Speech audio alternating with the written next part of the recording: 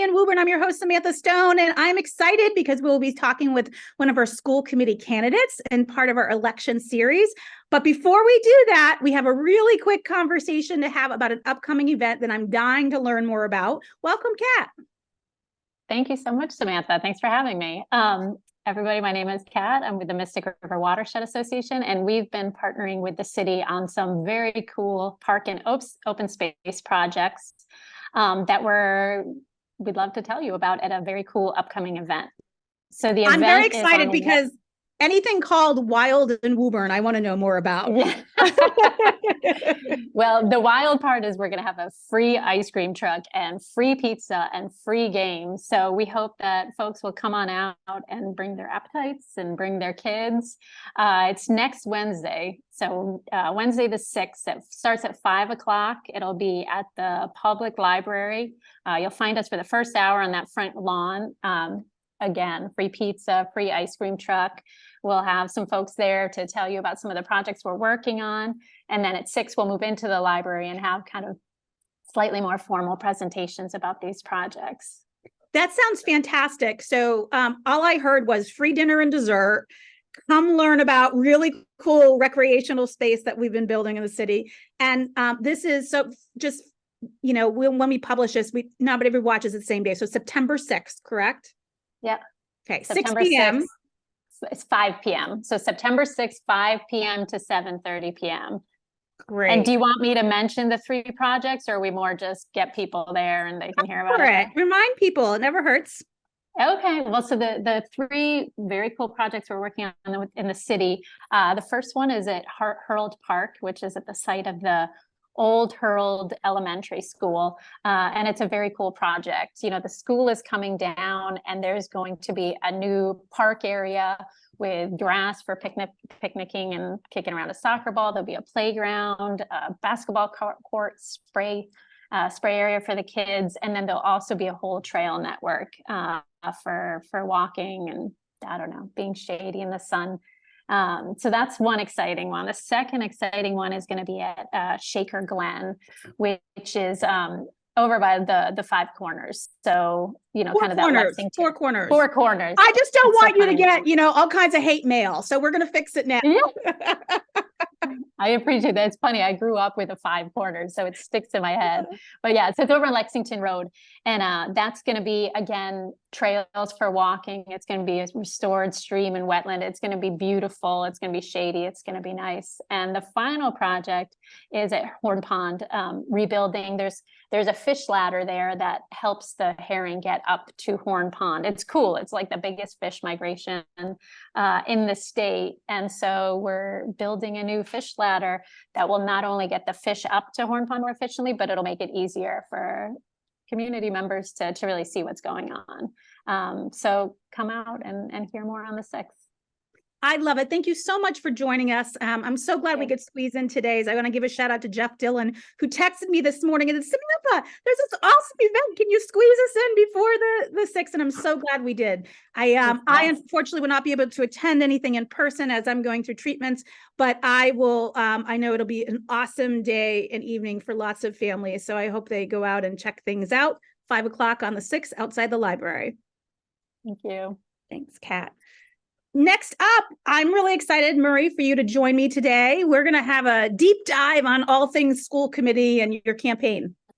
Hi, Samantha. It's nice to finally meet you and to get to talk to you. How you doing? I'm good. And Marie, I'm tired today. I'm not going to lie. I've had a whole bunch of medical appointments today, so I'm not going to try and pronounce your last name, but I do want everyone who's watching us to hear you pronounce it correctly. Yes, it's DellaGrotte. DellaGrotte is how it's pronounced. Perfect. And it'll be on the screen and writing as well, but yes. I didn't want to do it a disservice. So thank you. That's okay. It's okay. It's not the first time. It's not the first time. I'm pretty used to it. It's actually my married name. So, but yeah.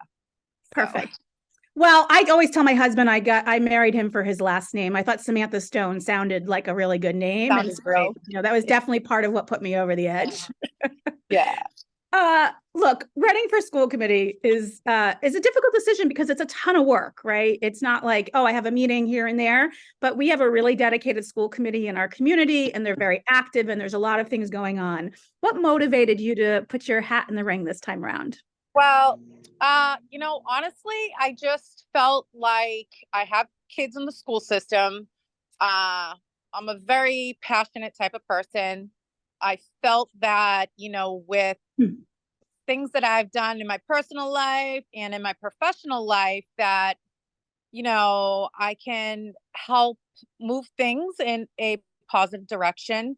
As a mom, I've always been very involved in school and volunteering ever since my kids have been in school.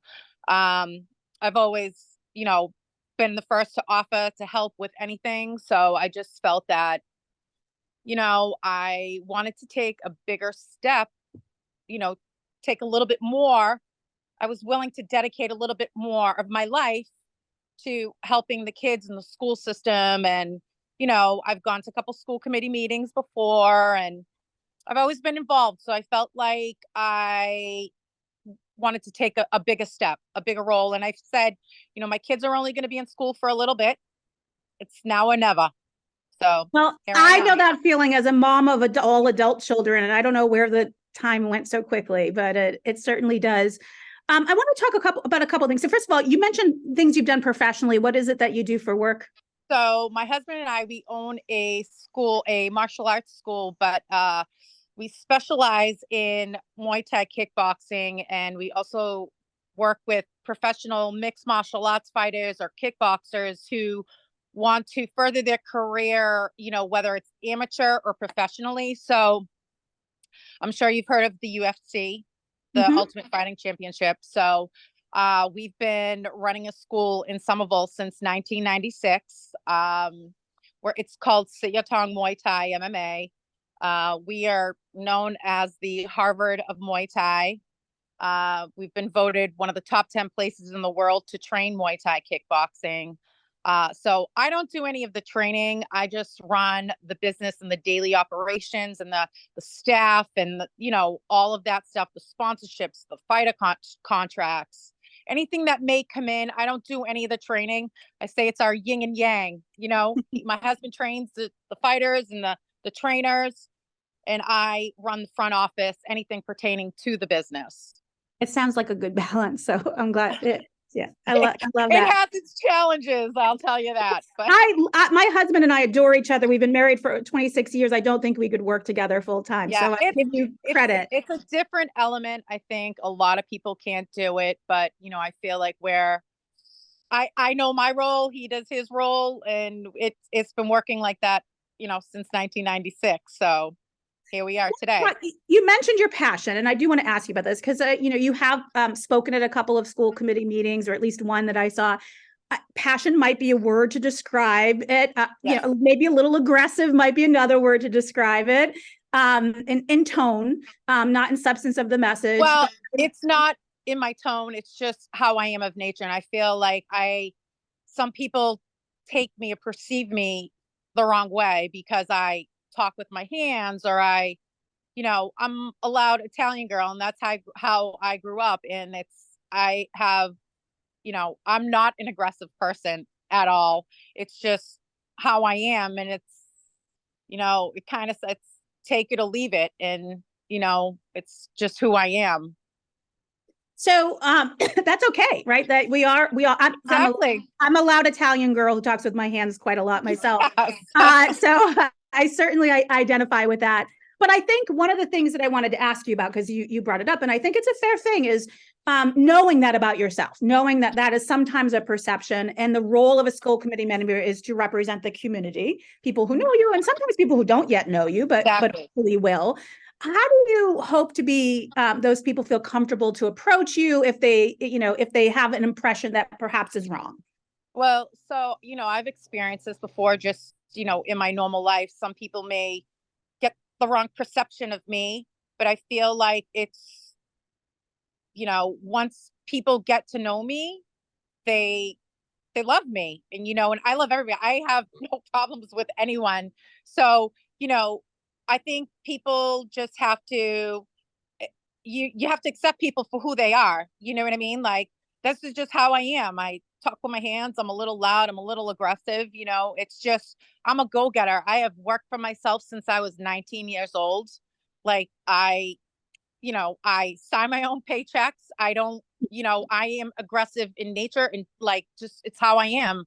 I didn't have a cushy upbringing. I had to fight for a lot of things.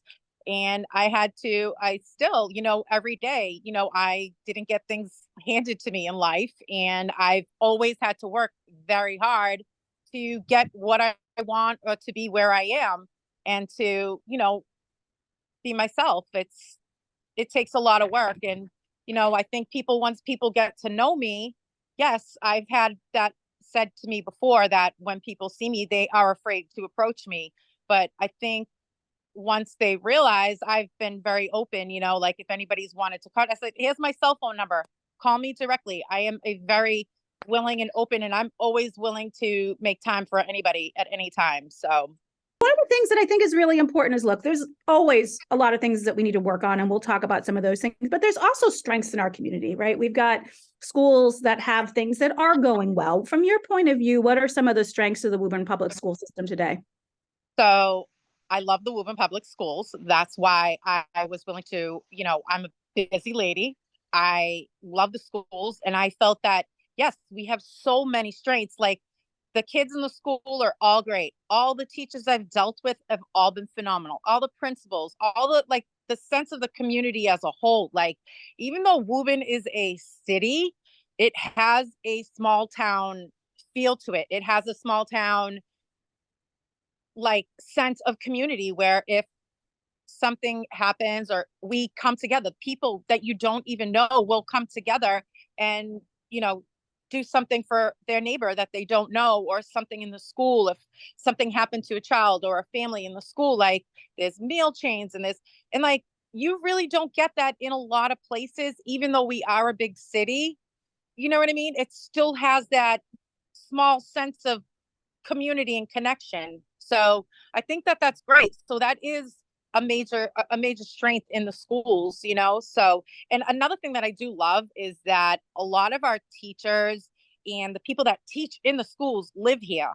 So it's not like you have a teacher that's coming here, teaches, and then just leaves and goes about her day or his day, in another city. But they live and they work here in the community, which is great. I feel like that's amazing. That's an amazing asset for the schools. I think you're right about community. And I think you're right about, one of the things I love about Woburn is that we have the conveniences and location of a city, but we do still have a broad sense of community and town-like interactions. And I've been blessed. We moved here by mistake, candidly, Okay. years ago, but you couldn't get me to leave now if you try. So I feel the same way. I feel that I admire. Yeah, my husband and I, when we were looking to buy a home, Woburn really wasn't even on the map for us. My husband wanted to live in Winchester, and I was like, I'm not living there. They don't pick up the trash there. I'm not living there. We actually stumbled upon our house by accident one day, and the second I came in the house, I said, this is where I am meant to be. I did grow up. I have an uncle that lives in Woburn, my whole life. So growing up as a child, I did always come to Woburn, for the holidays and whatever. And so I did grow up coming to Woburn as a child, but I grew up in Somerville. That's where I grew up. That's where my business is now. But but I always did come to Woburn as a child. So, but as soon as we found the home and we walked in, and I was like, this is it. This is where I got to stay. So well, we're lucky. We're lucky for so many people feeling that way about our city. I do want to ask you a question. So in your campaign announcement, I just want to get this wording right. You talk about part of what you'll do is ensure that a parent's guidance will have direct impact on their child's educational opportunities. From your point of view, what does that mean? And in practical terms, how does that show itself? So what it is like, I feel like a lot more parents as a whole, we need to maybe step up our games in general, get more involved. Like, parents, we need to step it up with the volunteering, step it up with getting involved, communicating with our kids' teachers. I'm guilty of it too, but even I realized, like, Marie, like, you got to get up, communicate with the kids' teachers, find out where our kids are, where they're at in school. Are they misbehaving? Are they passing their work in on time? What's going on in the school, like, on a daily basis? And I feel like, just as a whole, us as parents, we need to step it up and staying in communication with our teachers, and getting involved in the schools, helping and volunteering, and being more proactive, because the way the parents are in the schools, it helps encourage the kids, and it helps encourage the teachers, and I think it just encourages everybody all together as a whole. Now, I know that as part of your preparation for becoming school committee, should you be elected, and part of your campaign, you've been doing a lot of learning more about the school systems. I mean, obviously, you know about it. And one of the areas that I know you've talked about wanting to learn more about is special education. And I just want to give you an opportunity to talk a little bit about that. So I've met with someone who kind of explained a lot to me, but I'm finding that it's, when they say special education, it's not just a general term. It has like layers to it, right? So we have all of our elementary schools, they all focus, particularly, like, each school has their special education area, so I kind of went through learning what programs are being taught, at each elementary school. It's like, everyone just says special education, but there's so much to it. And then it's like, it's really not something that you can say broadly, because I feel like it still has to be done case by case, because each child is different. It's like when your kid's a baby and you go to the pediatrician, and the pediatrician says, oh, your kid's 6 months old and he's this and it's that, and he's supposed to weigh this much amount of weight. But it's like, everybody has different backgrounds. Everybody has, who's stocky, who's big boned, who's skinny, who's this, who's that.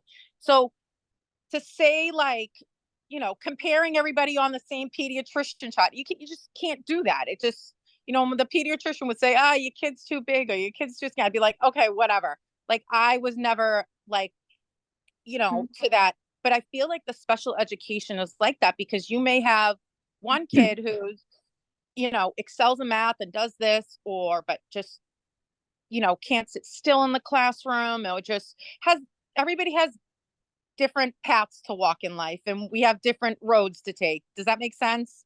It does make sense. And I think that the IEPs, or individual education plans, are exactly what you described, which are, some students have very dedicated program, full intervention. Some students, you may never know some of the accommodations they may be having to support their educational needs. Yeah, I mean, you may have an IEP for math, but then you're excelling in English and reading, and it's like, so to categorize it as a general term, as I've been, meeting and kind of finding out, like, so this is, something that's completely new for me. You know what I mean? So it's like, it's a big piece. It's like a 1,000-piece puzzle, when you're just trying to put the pieces of the puzzle together, so that when you get it all together, it comes together and it's a beautiful picture, right? So, so it's like, I'm learning, the Reeves has the PALS program, the Harold Wyman is now getting another Rise too, because the Rise was originally at the Shamrock, and, now there's more,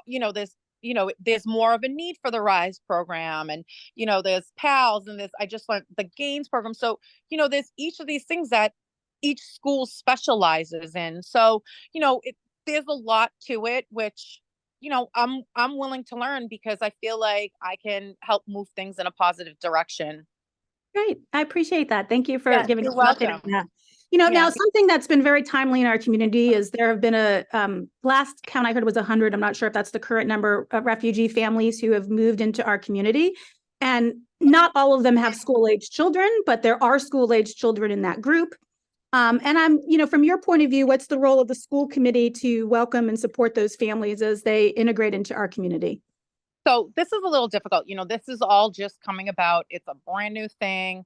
There's, I have a lot of concerns. Are these people vetted? Do we know anything? Like, and my concern is this. Okay, so we already have our own basket, right?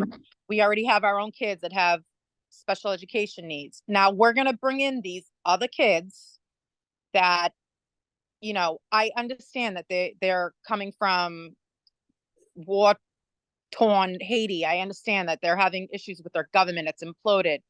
But, you know, we're bringing them on, right? And now what's going to happen to our own kids? So our teachers, I feel bad for the teachers because they're the ones that are going to have to deal with this. Like, I'm sure they don't speak Haitian, they don't speak Creole, right? You know, so what's going to happen now? Our own kids are going to have to, you know, suffer because our teachers are going to have to take time away from our own kids and help, you know, because these kids are going to have to be integrated into our classrooms. You know what I mean? So we're Clear already though, we stretching. do have English language learners all the time. I mean, that is not new to our community. Now, we may have Yes, you know, I 20 understand. instead of 2, but we do have established programs and I support for those. I understand, but when our classrooms are already full, right? And if you're getting 1 or 2, that's okay. But now we're getting, let's say there's 100 families.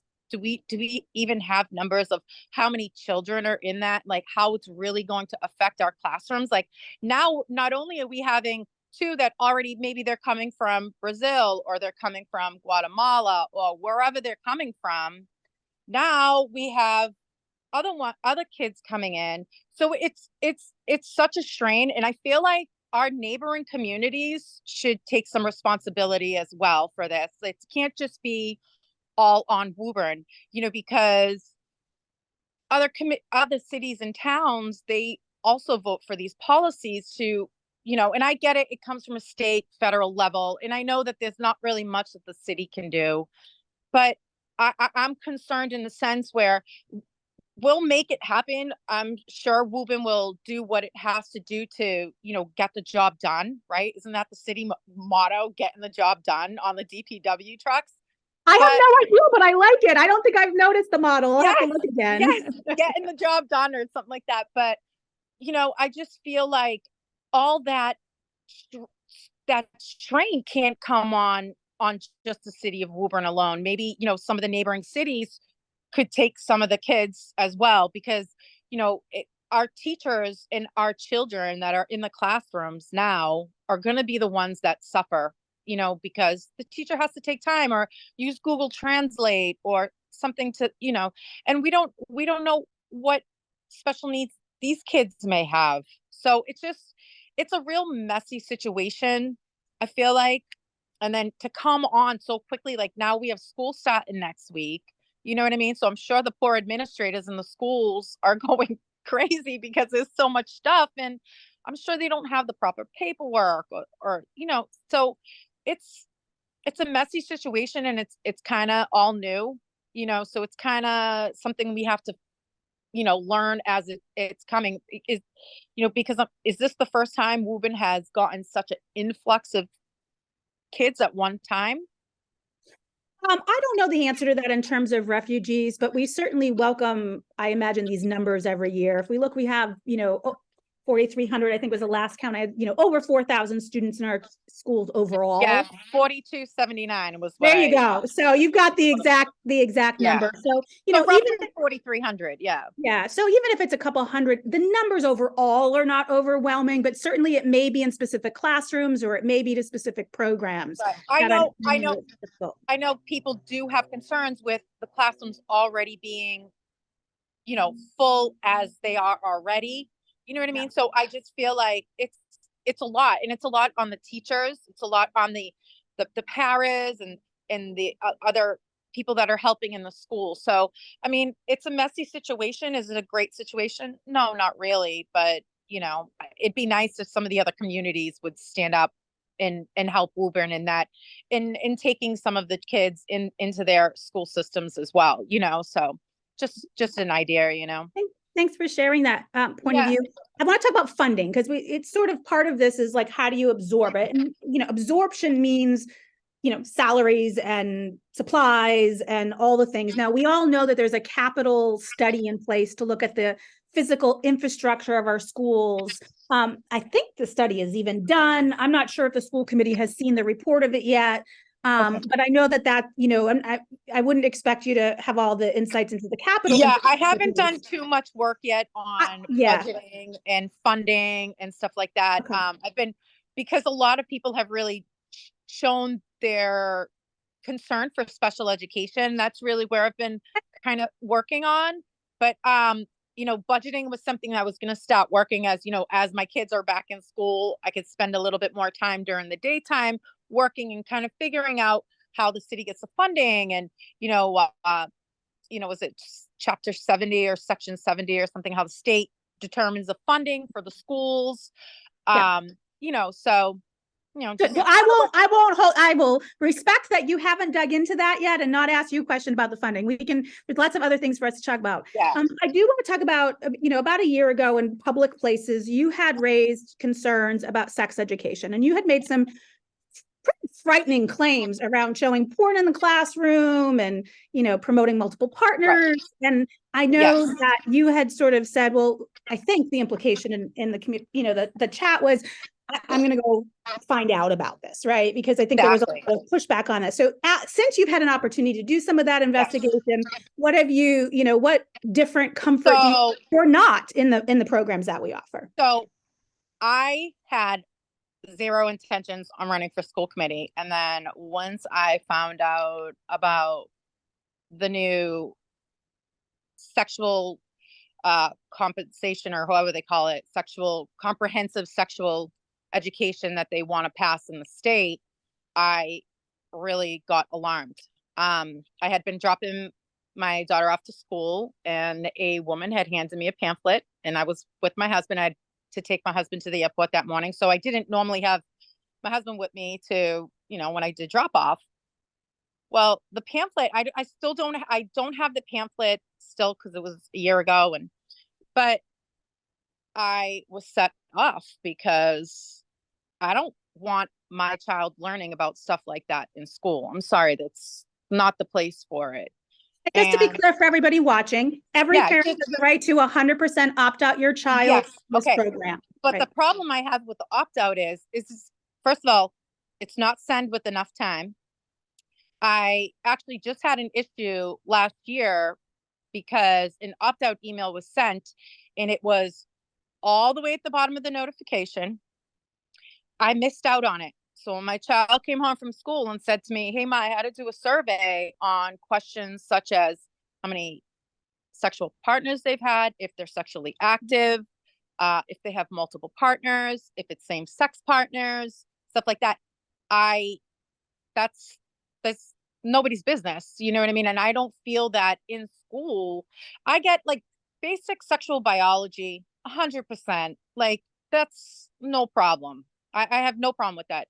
Like, you have this, boy, girl, girls, everybody goes through puberty, different changes, no problem. I have no problem with that. But when it comes to talking about ways to have sexual intercourse without getting pregnant,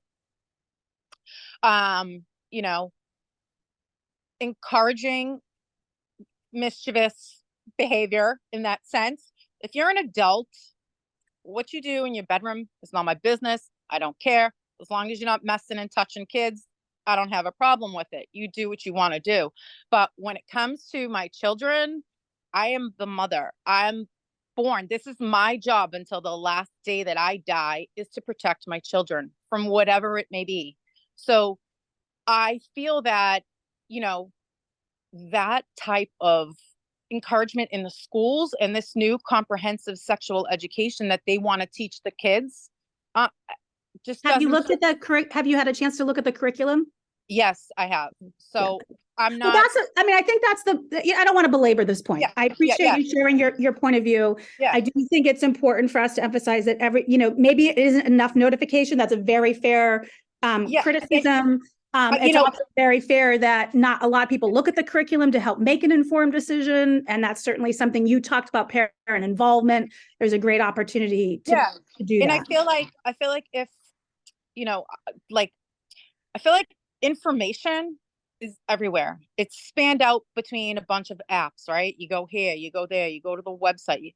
I feel like if everything was a little bit more centralized and saying, hey, so at this point in time, we're going to be having this, like, I was not made aware that, okay, I got an email, but I missed the email. You know what I mean? And is it my fault I didn't comb through the whole email? I missed the email. Yes, but I was only sent that opt-out email one time.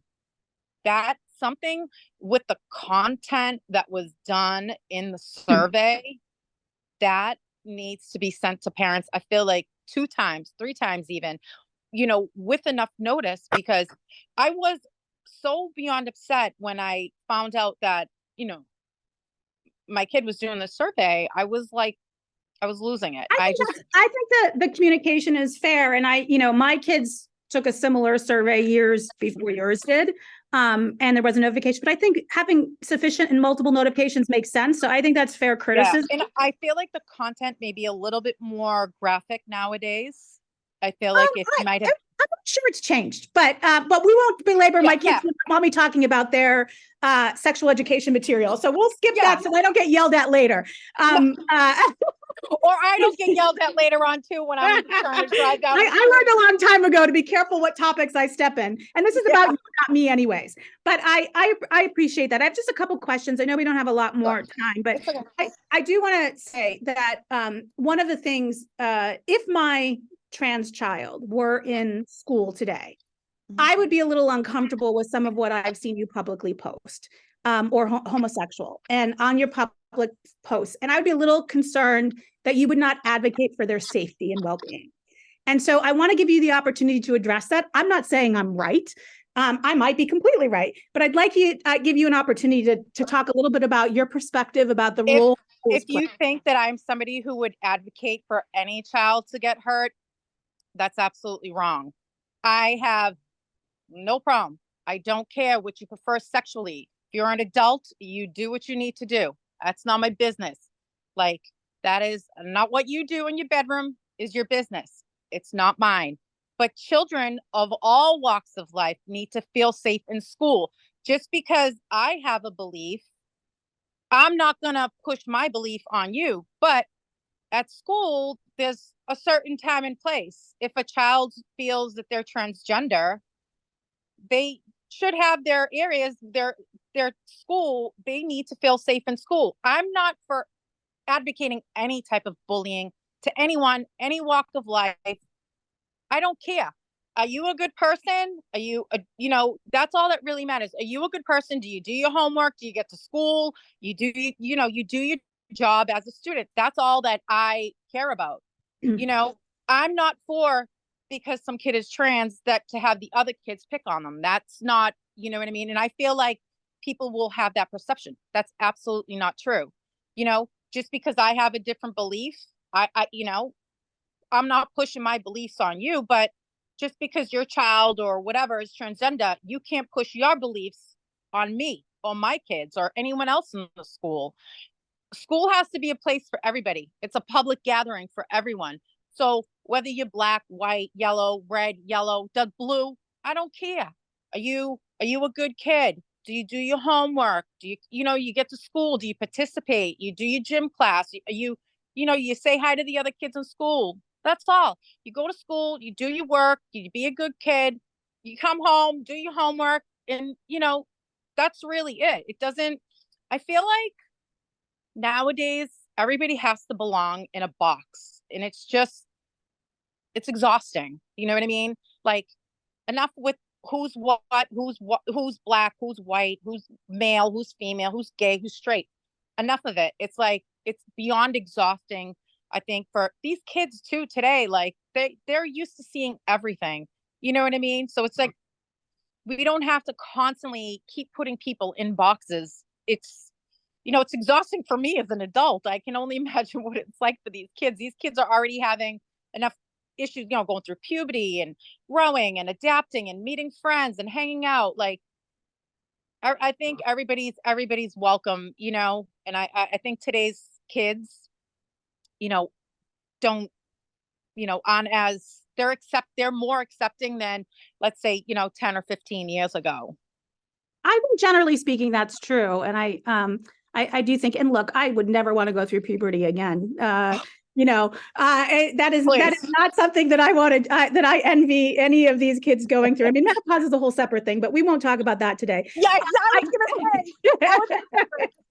I won't bore our audience with those stories. Yeah, I do exactly. want to, just as we wrap up, give you an opportunity to talk about any campaign events you have coming up or anything that you want to share directly with voters about your efforts to get elected.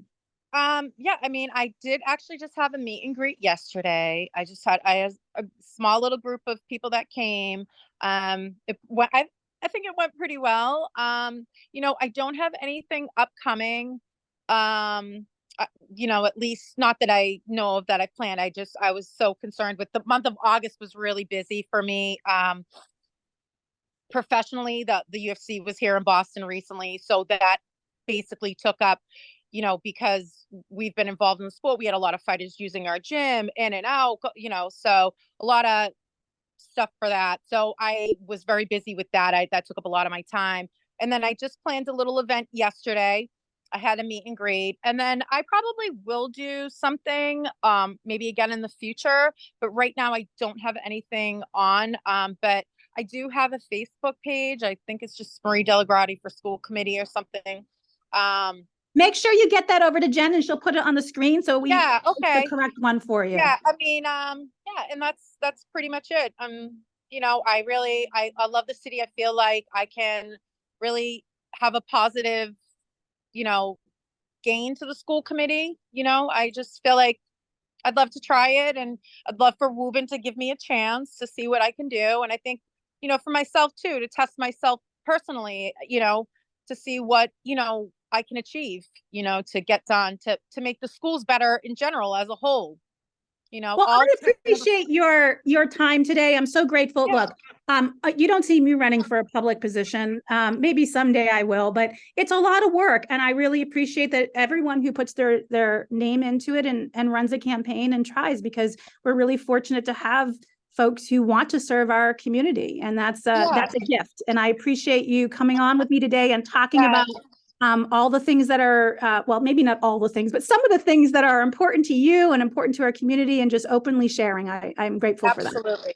Absolutely. And if you want, you just contact me. We can chat again. Hopefully over the next couple of weeks, I'll be able to get a little bit more work in on the budgeting and, how the city gets its funding and how we, spread out all the money for the schools and stuff. So, but step by step, it's a little piece of the puzzle. And, sometimes puzzles take a long time to put together. They do indeed. Thank you so much, Woburn. You're welcome. Woburn, as always, please continue to take good care of each other.